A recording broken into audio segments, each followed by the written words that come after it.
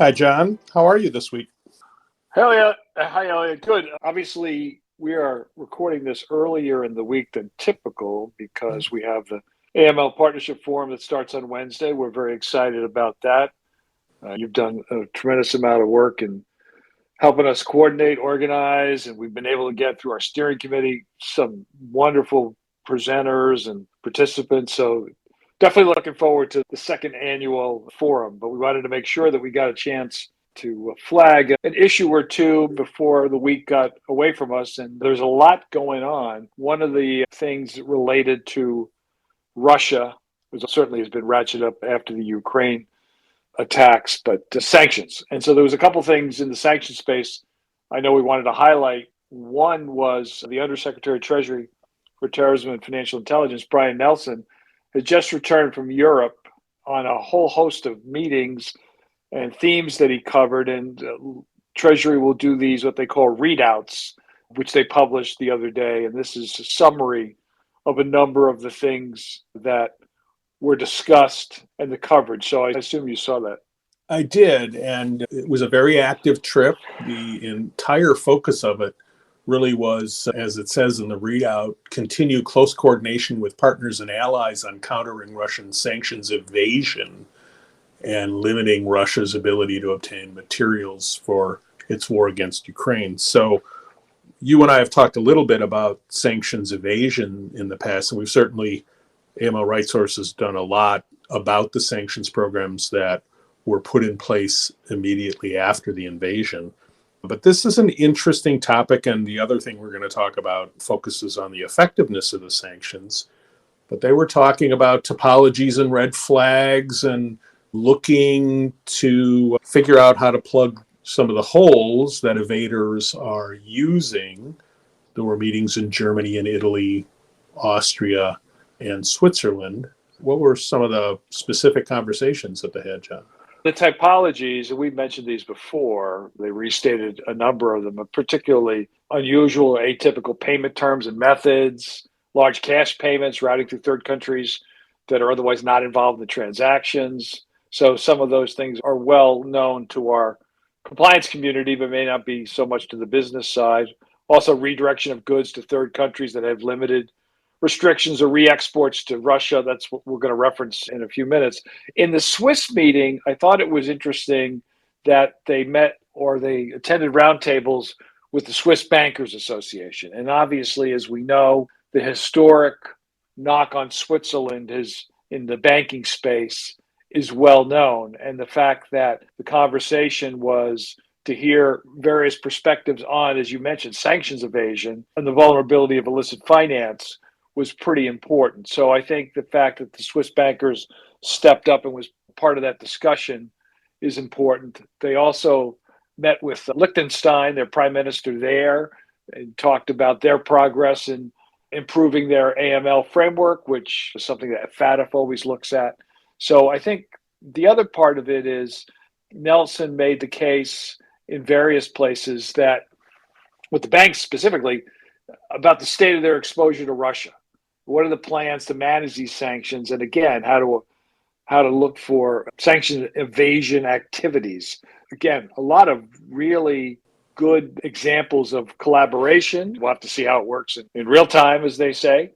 I understand that this week, the Assistant Secretary, according to the same summary, Elizabeth Rosenberg, is going to be going to a whole host of countries on technical engagements to strengthen sanctions enforcement. So the U.S. is clearly working on sanctions and export controls beyond what they normally do, and that is policy encouragement. And I think that sort of leads us to the other story that we saw that we can move on to. But anything else about the meetings that Nelson had that you want to flag? No, I think you covered it well. We just emphasize the point you made that this is a lot about cooperation. The U.S. did not act unilaterally in putting sanctions in place, and that means that keeping the group together requires a lot of touch points, and this is a meaningful touch point where Undersecretary Nelson spoke with a lot of people, I'm sure delivered a consistent message, and I'm sure heard concerns raised about the impact that some of these sanctions are having on European economies, but the European Union and the UK have been steadfast to this point. So I think it's important to keep having those conversations, and it's nice that we have access to that information. So another area in the sanctions space that gets debated quite a bit is the high level effectiveness. How do these work? Do they work? Because they've been constantly used for as long as you and I have been in the AML community. So for decades, sanctions, but seemingly more recently in the past, maybe 5, 6 years, maybe even a little bit longer, there certainly has been a dramatic increase in the use of sanctions, which is an overall security tool and obviously does a lot of things. But there was a meeting late last week that the Wall Street Journal reported on, and this was a meeting of a series of experts, which included some Harvard economists, including a sanctions expert, Ricardo Hausman, who has written books and done quite a bit on this space. And the headline sort of says it, but we want to talk about some of the specifics. The headline of the story in the journal is "Sanctions Against Russia Could Be Better," these Harvard economists say. And so they looked at both the US response and the EU response. And again, from a very high level, there's some very specific things both in the story and I assume in the roundtable, though I've not seen any documents other than this characterization. But one of the key conclusions is that there are what they consider to be too many exports to Russia are restricted by either the European Union or the US, but not by both. And so they feel that makes the sanctions regime ineffective because the need for coordination. And obviously, we're talking EU and US. If we're allowing some things to go through, or vice versa, or the EU is, and the other countries are prohibiting those, what is the value proposition? And one of the things they looked at, and again, reading from the story, restrictions have been applied to the export of more than 5,000 products typically bound for Russia. That's 44% of the country's total imports. But of the sanctioned products, only 43% of those have been restricted by both the US and the EU. 2/5 by the EU and only 17% by the US only. 2/5 by sanctioned by EU only and 17% by the US only. So certainly, you don't have to be an economist to know that seems logical that if you don't have collaboration, coordination, then the goal is not going to be met, right? Yes. And as we've already talked about, these were coordinated, but it's interesting when you get down into the real details of individual products and things like that that are really covered by the sanctions. It's interesting to see how big the gaps are. I think another part of the conversation that was had and is related in this article is that both coordination can increase effectiveness, but also focusing on components much or more than finished products. That if you sanction the sale of components, you disrupt the supply chain, and that really can have a more fundamental impact and a more effective impact than just finished products. Yeah, more to come on that, I'm sure, as the debate continues. Although, like I said, for us non-economists, their recommendations made sense. It seemed logical, both the collaboration issue and also what you just mentioned in terms of capital goods versus what goes into making those goods. It just seems that would make sense. And I can't imagine that both government entities, the EU and the US, wouldn't try to learn from this. So obviously we'll continue to spend time on this. I think as there is some diminished support for the Ukraine war, not from many of us, but unfortunately some in the policy space, it's really important that you show effectiveness. And I think that's where these sorts of recommendations become pretty important. Yes, it's clearly not a question of just the volume of sanctions, but it really is making them effective. And there's been clear effort to do that. That effort is not complete. I'm sure that a lot of what is talked about in the Wall Street Journal article from the perspective of the Harvard economists is certainly not news to the people at OFAC or in the Treasury generally, but it did bring it into interesting relief, and I think it's a nice roadmap in some ways for next step efforts in the coordination between the EU and the US. I think that's right. So, John, our May webinar which is May 25th at 1 p.m. Eastern Time. Registration available on our website.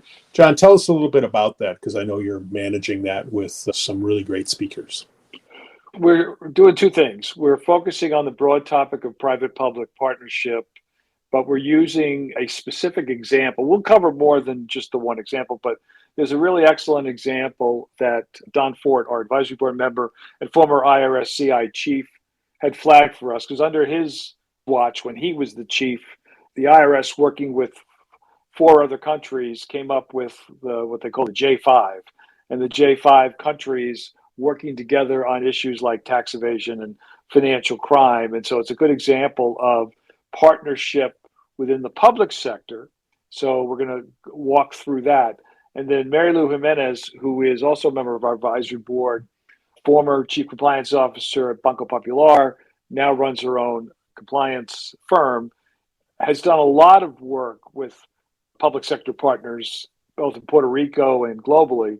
And she's going to talk about some of that, what goes into it, not just how important it is, but some examples of how that's worked. I know she's done a lot of work with the banking supervisor in Puerto Rico, working with the banks as well as with the regulators. So some really good examples of partnership being not simply just law enforcement in the financial sector, but the regulatory side as well. So I think we're going to give you what I know will be both some practical advice and some goals that perhaps you could think about reaching that maybe you hadn't thought about before. That sounds great. So again, a reminder, you can register for that on our website. And John, I know you have some podcasts in the works too.